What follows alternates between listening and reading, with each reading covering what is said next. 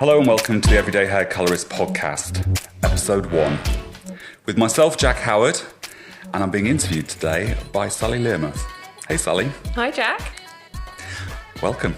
Thank you. So it's a bit weird, really, being interviewed for your own podcast, but I kind of thought that it would be a nice way to sort of open it up to what's going on in the future. So, fire away. That sounds exciting. So, I think we all know that you're one of the busiest men in colour. So I wanted to ask you, first of all, why have you decided to do a podcast? I think that the reason I decided to do a podcast was that there are so many great hairdressers out there on Instagram who I really like, who aren't necessarily huge names, but are doing things that are sort of fantastic. And I wanted to talk to them. And I felt like within the market, there was something missing from it, and it's nice when I'm on Instagram and I'm chatting away with someone, and we build up these sort of relationships, and we're talking about everyday hair colour. That I thought I'd like to share that to a bigger audience and make more people more accessible. Yeah, that sounds fab. So, what sort of person would you imagine listening to your podcast? Like, who are you aiming at?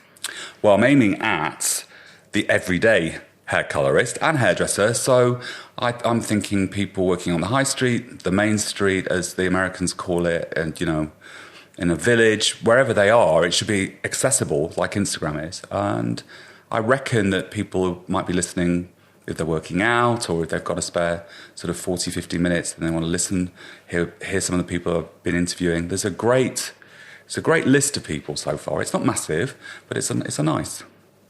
Are we allowed to know who's coming? Yeah, a few people I can share with you. So Luke Hirschson is on it, which is great. Zoe Irwin.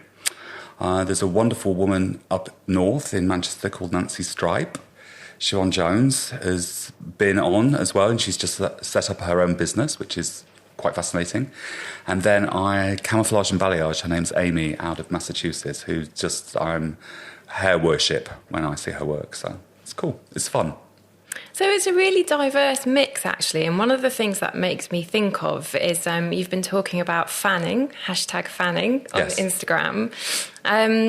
Is this kind of an extension of that, in that you're getting to have a really good conversation beyond kind of Instagram conversations or direct messaging, or this is just your way of kind of conversing with those people and including others in the conversation? Absolutely, definitely. I think that when we go to events, they're busy, and you brief catch-ups with people. How are you? Okay, this kind of thing, and maybe you'll pop out for dinner at the end of a trade show with a couple of people, but you don't get to spend a lot of time with them. And what I thought was it was definitely an extension of that, and I wanted other people to listen to these phenomenal stories. Really, I think they're really interesting, and they're all super commercial, that have done something different. And it's not about Instagram numbers on there, because that wasn't the point of the podcast. The podcast was really about people that I found interesting, or I fanned a fanboy of. So, yeah. So take me back to where it all started for Jack Howard. I started out at 16, Saturday boy, younger than that actually, but Saturday boy working into apprenticeship, doing the lunch runs, always getting them wrong. I think I spent more time when I was in London the first time round nightclubbing and dancing on bar tops than I actually did really focusing on my career. And Jack Howard really didn't materialise until I moved to the States and got this great opportunity to work in this very, very busy salon. And I realised my potential and the potential to make great money as a commercial hairdresser. And I think that's when I decided that, yeah, this is a lot of fun and I can live a great life. And then the real aha moment was back in the 90s when I was forced by one of my bosses to go and learn balayage. And I was like, why? Why do this? I can do a sea of perfectly placed foils, 3 colours, the typical sort of English go-to highlight. And then I realised that I fell in love with this technique, and it was fresh and it was modern, and it became my passion. So by the time I left America in 2010, I'd gone from 100% foil to 75% balayage, 25% foil. And then moving back to the UK with this sort of idea in my head that it was going to be, a great, easy journey. Well, boy, it couldn't be anything further than easy. So you'd obviously been away for a while. You were hugely successful in the States, and then you came back to London, where effectively you were, in a way, starting again. Yes. How did it feel to come back to London, and what did you feel about the colour scene here? So coming back to London was this exciting idea that I'd built up in my head and talked my husband into doing with me, and it's going to be this great journey. But actually, the reality, I went to the recruiter who placed me in my job in the States, and she said, "Oh, yeah, we'll be able to, your resume's great, we'll be able to get you a job." And the first thing I realised was that the power of the receptionists who scrumpled up my CV and threw it in the trash, virtually in front of my face. And then startling reality check was that the fact that nobody really wanted to pay anything. And I'm just like, I don't think that's going to keep me in underwear, let alone shoes or sneakers. And I thought to myself, there's only one way this is going to happen, and that's going to be I'm going to have to do this myself. And that's when my sort of Taurian kicked in, and I was like determined to do something. But nobody was really talking about balayage. Nobody was really doing it. You didn't see anything on the streets that looked like that. You saw this work that really hadn't changed in at least 20 years. And there was a reluctance within London to change what is like, if it ain't broke, let's not play with it. But when I started offering education up, balayage education up, it was the little small towns and little small salons that were looking for stuff that women were asking for, that were the ones who were my biggest advocates, and I'm always thankful for that. So would you say that the revolution in commercial colour, and particularly in balayage, was driven to some extent by the consumer and by women seeing this hair colour and wanting it, as opposed to salons knowing that this was a trend and offering it? Yes, absolutely I would. I think because I had been in the American market, which is super consumer friendly and super led by what's on TV and what's in film, that's their red carpet hair. So I've been doing balayage since the mid-90s. So for me, it was sort of like a normal. But then to come back and see all of this happening and saying, oh, we don't do that. I mean, even a product company said to me, we don't do that. And I'm like, yeah, but I taught this for you across the whole of North America. Yes, but we don't do that in England. And there was this there wasn't an openness to change. And then you had young women that just didn't want to look like their moms. I mean, I'm sorry, but if your mum's been having a set of classic foils for 30 years, do you really want to look like your mum? And I think that's like a really hard thing to break out of as well, because, you go to the salon and really you can only have what's on the menu, can't you? And because everything was half head, full head, T-bar, and it's this sort of strange terminology that I don't think women were sure they could get away from. So is that really different to how it is in the States? Well, my experiences are different. One, I was super busy and super successful within a salon, and then to come in America and to come back here and to not be busy and to have a niche that you wanted to sort of to grow. But I think American women are maybe a little bit more upfront and open and honest about what they want. And I've seen this here, I want this kind of thing. Whereas maybe English women are a little bit more, or were a little bit more hesitant about saying, well, I don't want that, I want this. But I think that also it's a very vulnerable position to be sat in a chair with somebody looming over you behind you saying, right, love, same as last time. And there isn't the opportunity to say, no, I don't want that. I'm looking for something fresh. And we would, in future podcasts, talk about this. There's also that piece about, as a colorist, do you take the risk and take that magical moment and convert somebody to something new that then brings in a load of friends? Or do you stay the same and not worry about the fact that they're not going to get cross or upset and it's going to be fine? Where do you go with that? And I think some people will take risks and some people don't want to. But the market has proven that you've got to grow and develop with the times. And there hadn't been anything fresh in London for years. So do you think that colourists were concerned with balayage that their clients didn't want what looked like regrowth and that they would feel that their hair hadn't been done properly because they could see roots, as it were? I think that the people that I spoke to at the time, because they weren't confident in it. Now, you imagine if you've been foiling for, 8, 10, 15 years, like some, or maybe even longer, and you know how to do it blindfolded. And then somebody comes in and they want a rooted look and there's no foil to protect it and it's painted on and it quite terrifying, I would have thought. I mean, it certainly was for me. And people, the hairdressers at the time, felt like that if they didn't come back for 12 weeks, whereas they were coming back at 6 weeks, that they were losing money out. And that some of them weren't able to see that if you actually pushed those clients out into the 12-weekers, you've got room to put somebody else in. And so you're living with a bigger circle of clients so that if a couple of people move away, your book's not interrupted. So could we talk about how colour has changed in the UK since 2010? The sort of aha moment, I think, was Bleach London doing dip dye. I think that suddenly young women, that looks cool. They thought that looks cool. And it was different. And suddenly it was okay to grow your roots out and have a root. And then meanwhile, in New York and LA, you have a conversation about lived-in hair, sort of a balayage look. And you've got models and you've got Zara campaigns and H&M campaigns. There's not a foil highlight to be seen in any of this. Yet, within the salons were still trying to stay with the same practices. And a lot of them struggled with the idea of clients coming in less often, less revenue, and about how do you train your team up to speed to get them to be able to do these techniques. And a lot of it's been trial by fire for a lot of people in trying to make it happen, and a huge resentment to it, especially when I'm dashing out hashtags with foils are dead.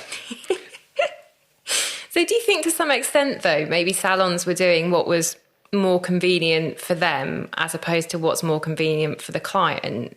And actually, as a client, if you're getting a look that has more longevity, I mean, okay, you might not be going as often, but if you found a colourist who does something beautiful and you're really happy with it, clearly you're going to be loyal to them, you're going to tell more people, and there's always more clients to come.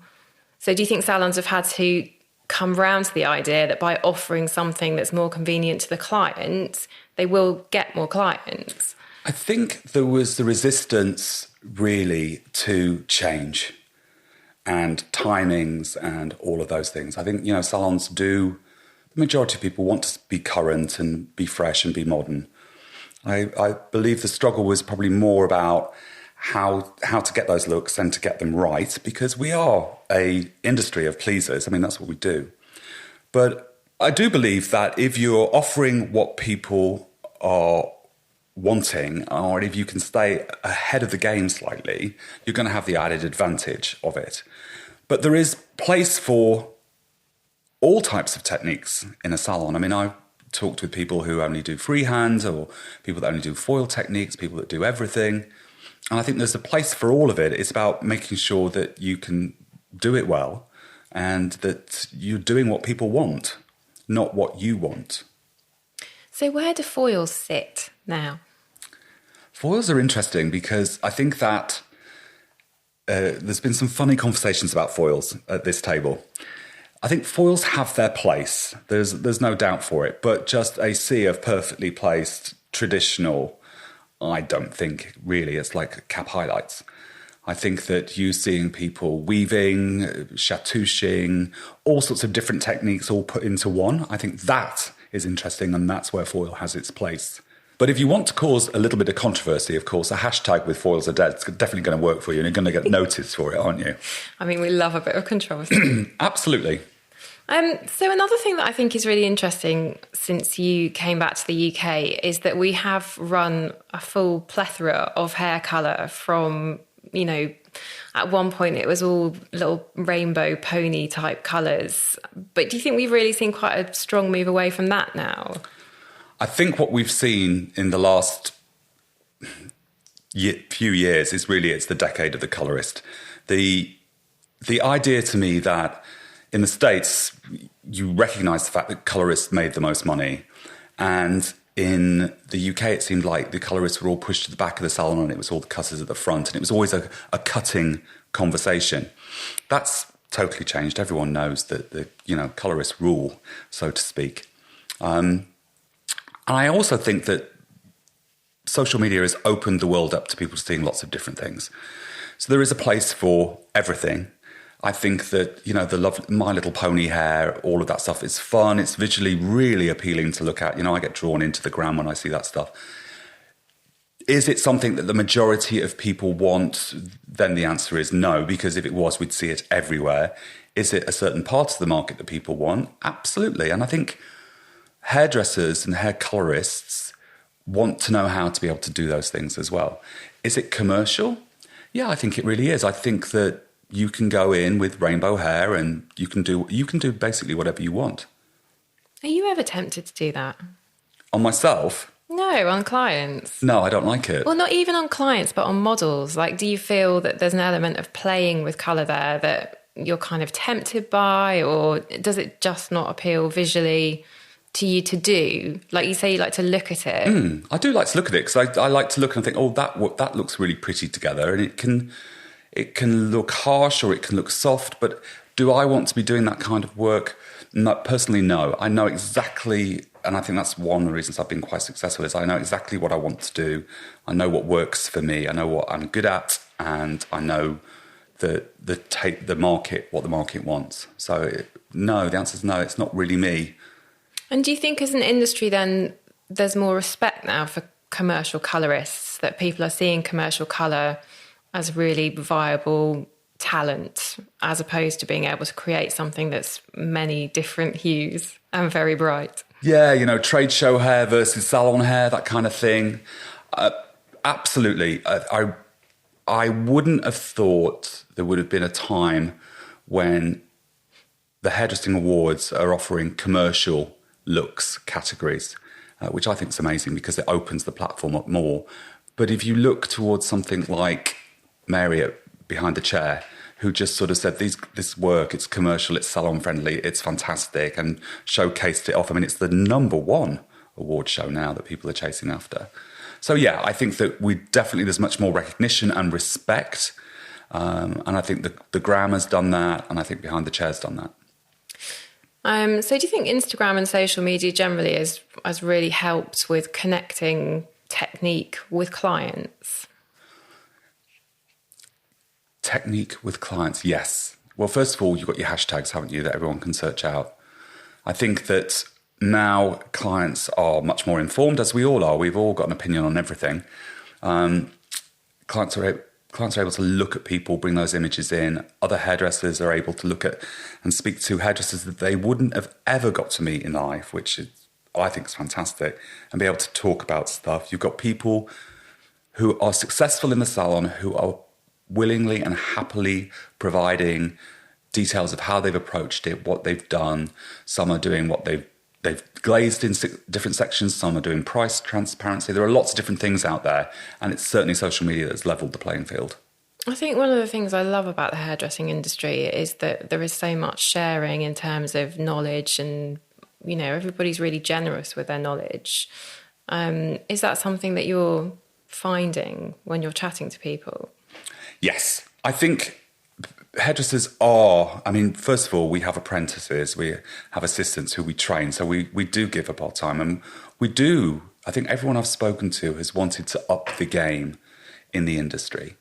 I think the only difference in it now is because of things like Instagram, people are recognising that they can monetize their own private education, and I see nothing wrong with that at all. Can I ask, does it bother you when you see something that's hashtag balayage and it's not? Well, there's a few of us that do sort of privately send those messages across to people. So I've seen cap highlights tagged as balayage. I've seen foil highlights tagged as balayage, and they've done a full head of foils and then done a root stretch.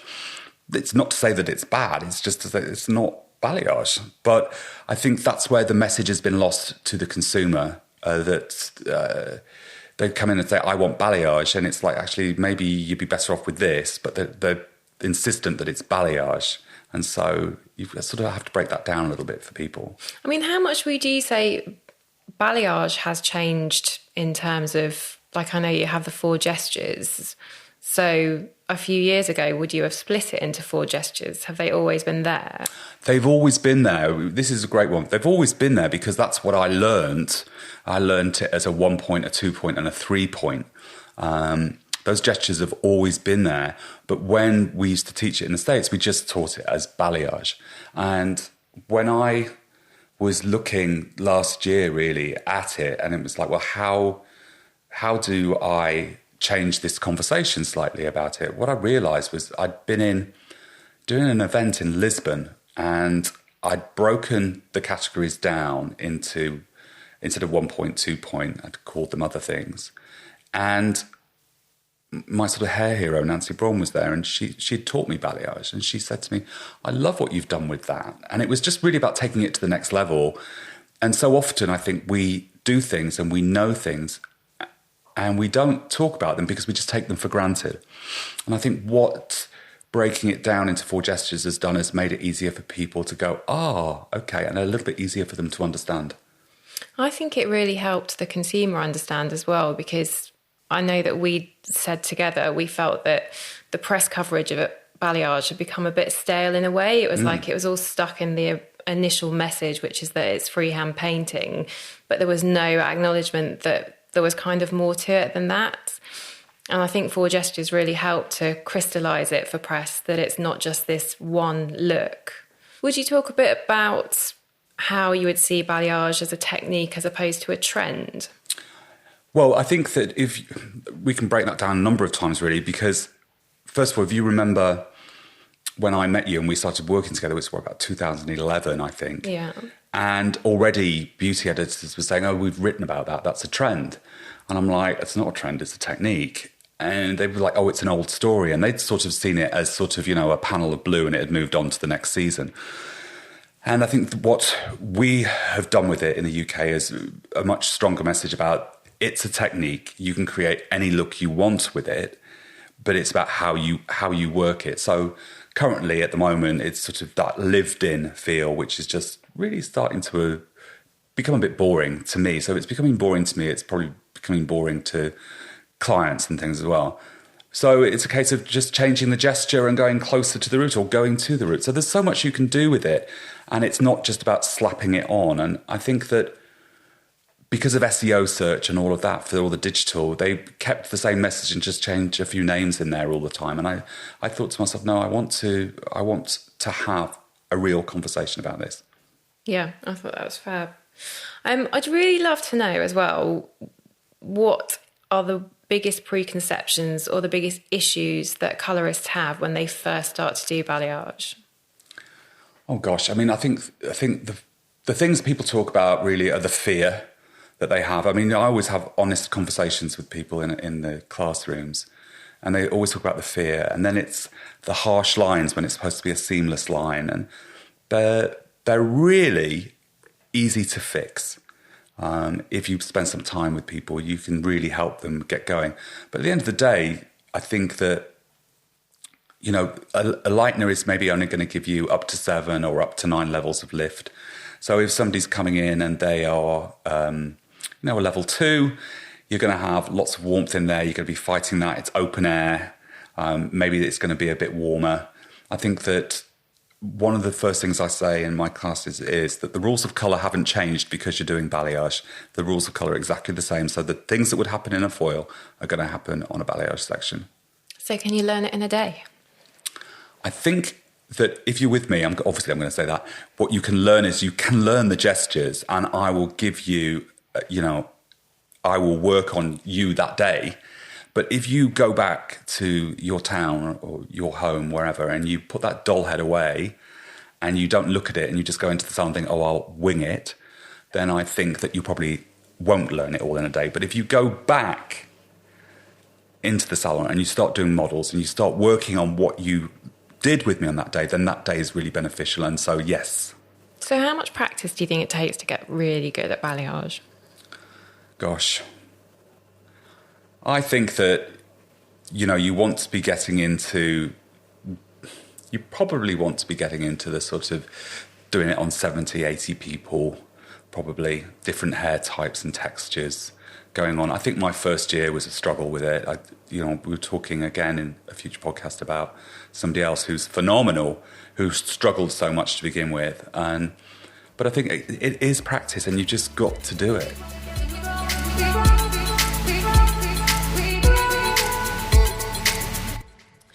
So tell me, what ingredients make up a commercial colourist? Ingredients that make up a commercial colourist? Well, a successful one or a non-successful one? A successful one. I think, first of all, you need to be great with people.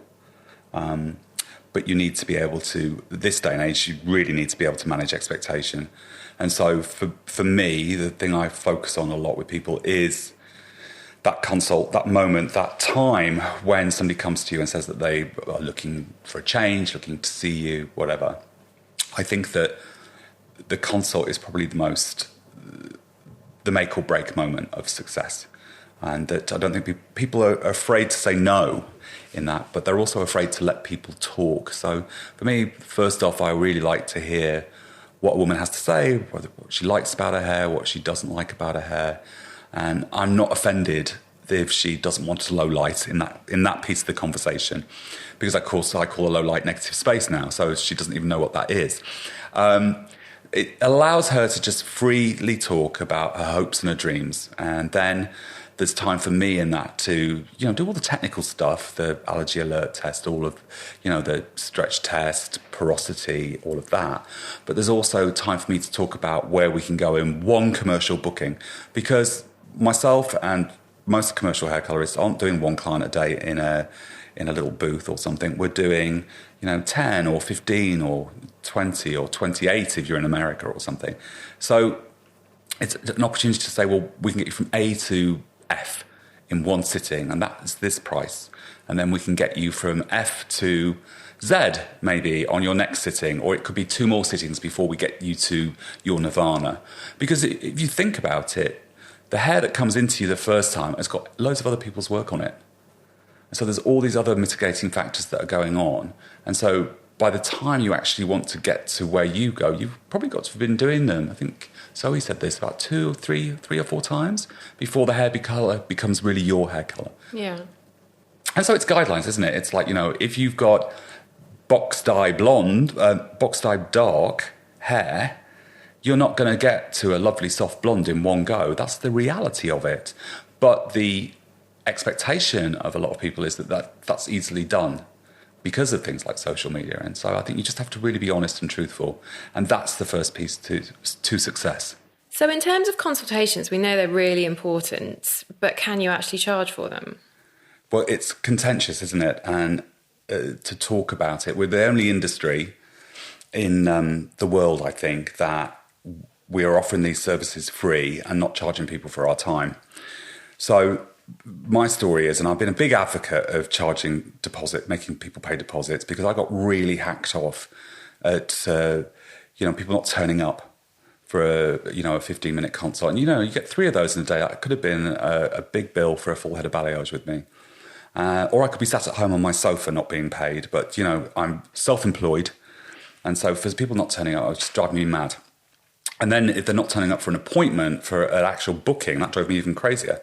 So what I did, and what I talk about all the way through this series, is what you do with deposits. And for me, it was, I charge £50. My area can cope with that. But that £50 for that half hour with me is your half hour as a consumer to talk to me about everything that you want, and we can usually get it done within half an hour. And I can also make my mind up about, whether this is right for you, the right fit, those kind of things. But that is deductible from your final bill. So it's not that I'm taking it just for that time. Some people even do that.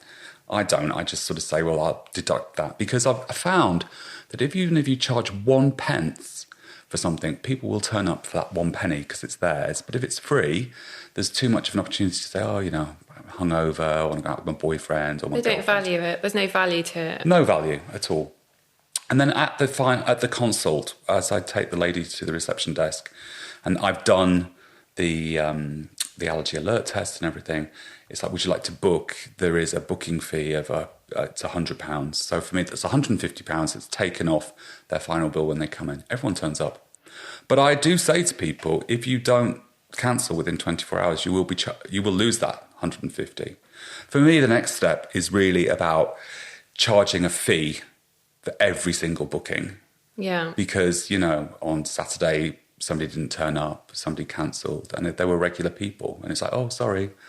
But, you know, sorry doesn't pay the bills, does it? No, that's very frustrating, isn't it? Yeah, I think it's a hard one. Do you think there needs to be more of a kind of industry standard in that this is what customers should expect because this is what all salons will do, rather than a couple of salons enforcing that as a policy and customers thinking, well, I'll just go somewhere else then? So the fear is that a customer's going to say that they'll go somewhere else. The reality is that I think that that's not the truth. You will lose people, but you won't lose everyone. But you'll be paid. Yeah. And you won't lose the ones who value you as a colourist either. The ones who know that your service is great. Or a stylist, you know, or an extensionist or anything. There is all great movements don't start massively; they start small. But there is this. You can hear the hooves marching of the horses, and everywhere you go, I seem to talking to people. Yes, I'm doing that now. Yes, I've started doing that, and now people are saying I'm thinking of charging for deposits for all appointments. I saw somebody advertise on Insta stories, which I love, by the way, stories, that they'd open December, but they were charging a booking fee for every single December client because, you know, who wants to lose that money? Yeah, it's a great idea, isn't it? Yeah. And do you find that with allergy alert tests as well, that there needs to be some continuity across the industry with that, so that if one salon is saying, we can't colour your hair, you've just walked in off the street, you need a test, and they go somewhere else and they'll colour it the same day, really, if that was an industry standard and the consumer expected to have a skin test, there would be more consistency there? I think that, you know, for me, it's a given. You've got to have it done, and that's why I don't even mention it in the consultation, because that gets that all out of the way. If somebody hasn't been for, I think it's 6 months or a year, they have to come back in for a consult anyway. It should be a standard, I believe. Sometimes people go for the short-term goals of getting it there and then, the money, rather than the long-term goal, which is actually looking after people as well. Because if you look at what can happen when there is an allergic reaction, it's really pretty damn scary. And people can die. They certainly end up in hospital. But I think also it's a beauty industry conversation that isn't really had in the consumer press, and it's really annoying. You might see it in The Sun for the shock value, but you know, I even had a doctor the other day say to me, well, why do I have to wait 48 hours? And I'm like, you're a dermatologist. Hello?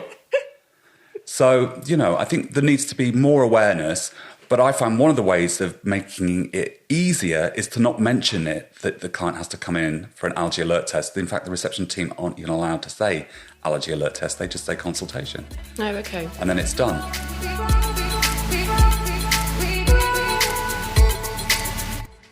So I think even though social media has, in a way, been responsible for people having unrealistic expectations, do you think social media is now also picking that back apart, because colourists are having more of a voice about what is doable and what isn't? I think that the clever colourists out there are the ones who are communicating well, are talking about the whole lot. They're talking about what's possible, what's not possible. I think people have realised that you can get yourself into such a mess if you just say, yes, I can do that, and then you're going and your top lip's sweating and you're panicking and it's all going to go terribly wrong. Whereas some real honesty with people about what's achievable and what isn't is the way forward. So is part of what's achievable what's affordable? No. What is achievable is what's achievable. Okay. And what's affordable is dependent upon how much somebody's willing to pay. Exactly. So if a client wants a whole world of work done, but they don't understand what that is, do you think that comes down to there's some colour that a client possibly can't afford or hasn't budgeted for because it's such a long journey and they don't appreciate what that journey is? I think that lots of people don't always appreciate what the journey is, and they're like, well, why can't you do it now? But there's, you know, hair's hair. It's only going to do so much. But I also think that if you don't sit down and do that consult and break it all down for them, then how are they supposed to know? And if they can't afford it, then for me, I always think about recommend somebody else in the salon at a lower price point. I'm not really bothered. I just know that I'm not going to do it for less than what my price is. Yeah. And how can colorists decide what their pricing should be? But I think it depends, because if you're employed, your salon has set the prices. And too often it seems to be the case in the UK where salons haven't priced themselves properly, because that chair that you're working in has, and all the other chairs in the salon, they have to generate so much money per day to pay for all the costs. And if you haven't done a proper breakdown of that, then that's a whole another world. And I think a lot of salons don't charge enough. But we're fearful. We're fearful of people saying, well, I'll go somewhere else. But I think if your work is good, this is what I believe, if your work is good, some people will come, some people will say it's too expensive, and other people will go. But the ones that come will stay. How much these days, because I wanted to talk to you more about social media, how much these days is being able to market yourself part of being a good commercial colorist? Well, I kind of worry about people that don't do the gram, because I think that if you can't market yourself, nobody else is really going to do it for you. I think that it's a great tool, and I think that to be successful within your area, so you don't need to have 300 million followers. You don't need to have 30,000 followers. You could have 400 people in your area who are all willing to pay your prices, and if you interact with them, that's fantastic. So I think that we do get caught up with numbers, but not everybody needs to be insta famous. You've been on Instagram for a long time now, and you are really making it work. So what would you say makes a good Instagram feed? I don't know what makes a good one, because I think I can only really speak about my own. I know that I'd been on it for ages, and like all these things, I was on Twitter for ages. That's how I met you, actually. It is how I met, was Twitter. Yeah, until I had to come off it because I was too politically active, which didn't fit the brand. But yeah. You're definitely more of a visual person. Yes, definitely more of a visual person, yes.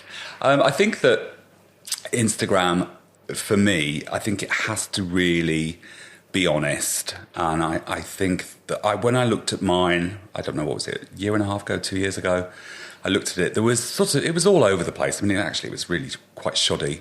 And, I had some extensions on there, I had, a glass of whiskey on there, I had a glass of champagne on there, I mean, food shots, there was, occasional press piece that I'd put up on there and stuff.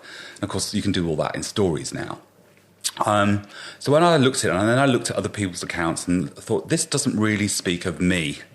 And that's when I had a really long thought about it. And I'd been really fortunate to have met some really great Instagrammers and talk to them about what they were doing. And so I think that my account really speaks. What do you do? I love balayage. I'm a balayage educator. That's what my account says now. Everything is about that. And I talk about it. I give free tips on there. And the video stuff just does really, really well. The thing that I haven't got my head around, and I think part of it is because I don't style. Other people style and cut for where I work out of. At Paul Edmonds. So I don't have a look to my girls. That's interesting. Yeah, so if you look at other people's, they have a signature look, and I don't have that. I have balayage applications, I have balayage, but my hair never has the same feel to all of it, and that's probably my weakest link on there, and that's why I started taking all of those kind of images out and focusing more on application and what it can do, and really talking about negative space and the gestures. And recently I've been adding some video content in with images of the finished look, so there's a bit more of a journey on there. They're doing quite well. Have you ever done cutting or styling? Yes, I trained to do everything. Did you really? Yeah, I did. Yeah, I mean, I don't think... I can do a great asymmetric undercut... bob. Which doesn't sound like your style at all. Doesn't sound like me at all, no. But, if I was to go to get my MVQ, I could do that. So, no, I had to do that, actually, because I wanted to get my assessor's thing. So I had to show that I could do that, which was quite funny. No, I don't enjoy it. I don't enjoy cutting. I certainly don't enjoy blow drying. I really want to throw the brush on the floor in a fit of temper because the hair won't dry quick enough for me. And, I even had a blow dry lesson with Zoe Irwin, and it was just, not bad, she said, but she said practice. And of course I didn't practice. So I forgot all the tips. That's funny that you say that a blow dry is frustrating because it's not quick enough, whereas actually colour work is surely one of the longest processes you can do in hair. Yeah, but I think if you're enjoying it, you have the willingness, don't you, and the joy. Very and I think that if you find it laborious, then it's like, no. I mean, I couldn't bear to be doing all those blow dries and then those curling irons and all that product and, no, not for me. So if you had a look, as it were, what do you think it would be?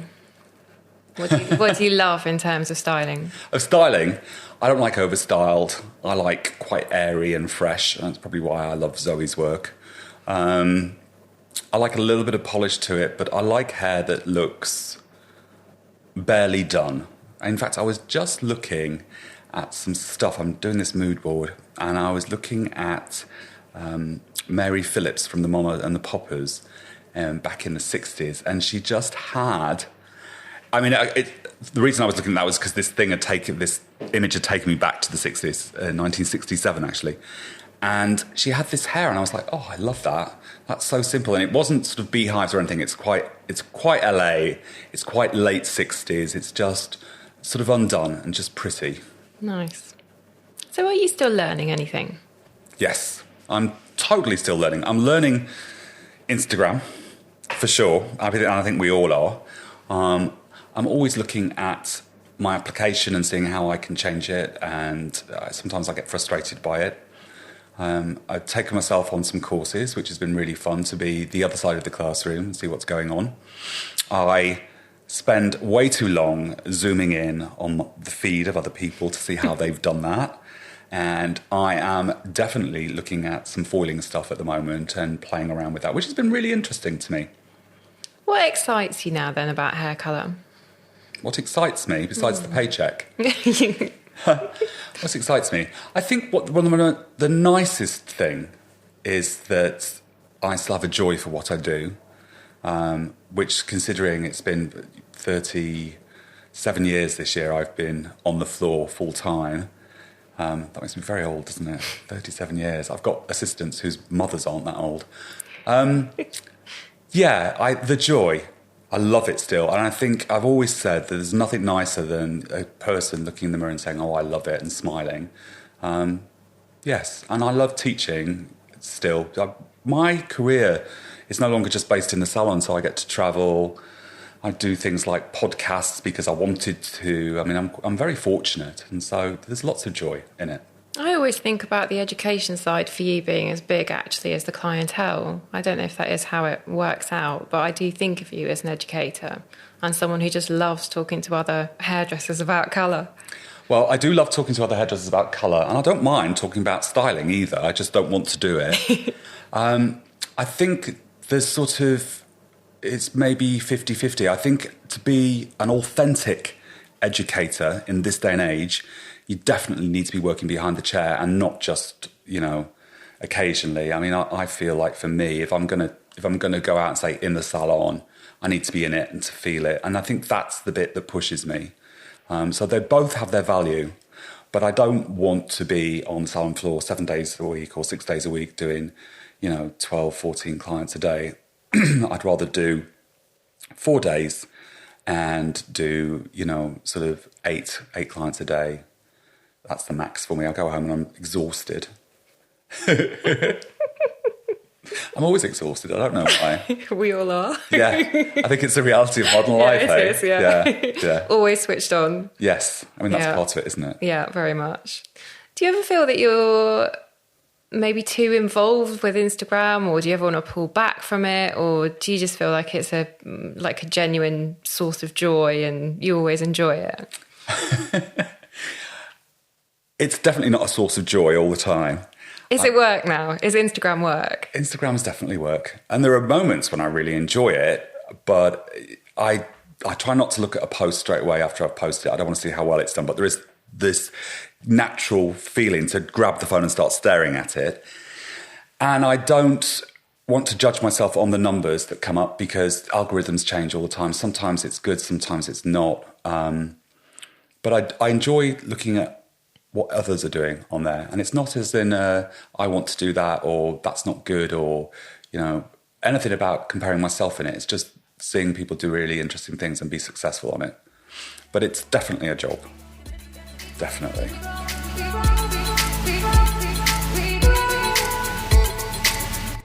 Well, thank you, Jack. It's been really fun to speak to you, and I cannot wait to hear the podcast. I think they're going to be fantastic. Well, thanks, Sally. I know I sort of threw you in it by saying, come and interview me, but I just thought it'd be a nice opener for everyone who doesn't know me to get a little feel for it. But what I can tell you is there are some great guests, some really honest conversations about commercial hair colour, commercial hairdressing. Thank you. Thank you. So I hope you enjoyed this podcast as much as I did making it for you. Don't forget to subscribe on your channel that you download your podcasts from. iTunes is my favourite, but I know there are others out there. And also, if you want to follow me on stories on Instagram, it's Jack Howard Colour, COLOR, the American way, not the English way. And on Facebook, it's Jack Howard Colour, COLOR. And my website is www.jackhowardcolor.com.